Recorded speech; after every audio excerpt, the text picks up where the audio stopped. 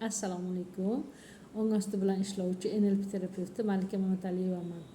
Azizlarim, bizning hayotda qiladigan birinchi qadamimiz ong osti dasturlarimizni o'zgartirishimiz kerak. Ong osti dasturlarini qanday o'zgartiramiz? Ong osti dasturlarini o'zgartirish uchun siz salbiy his-tuyg'ulardan pozitiv his-tuyg'ularga o'ta olishingiz kerak. Fikrlaringizni jamlay olishingiz kerak.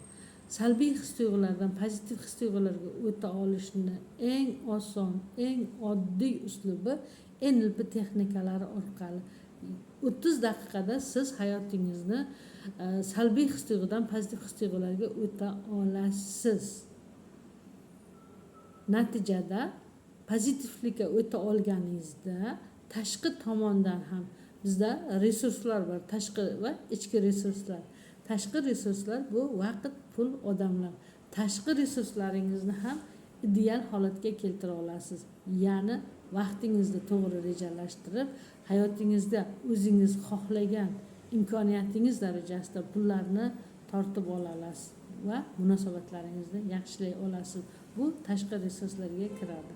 Tashqi resurslaringizni ideal balansga keltirganingizda, muvozanatga keltira olganingizda sizning hayotingizda hayotiy sohalaringiz tekis yura boshlaydi va buning uchun birinchi qiladigan ishimiz ichki resurslarimizni to'g'rilab olishimiz kerak.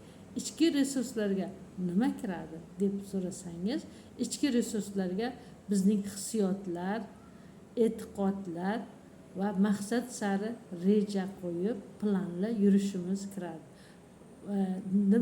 Demak, bizning birinchi qiladigan ishimiz salbiy his-tuyg'ulardan pozitiv hissiyotlarga o'tib, ichki resursimizni to'g'irlashimizdan boshlashimiz kerak. Oson va yengil. NLPning ikkita texnikasi orqali salbiy his-tuyg'udan pozitiv his-tuyg'ularga o'ta olasiz. Men sizlarga juda ham oson qilib, bonus qilib sizlarga NLPning 4 ta texnikasini tayyorlab qo'ydim va bu pozitiv his-tuyg'ularga o'ta olish texnikalari. Siz 2 ta texnikaga to'lov qilib 4 ta texnika yetib olishingiz mumkin.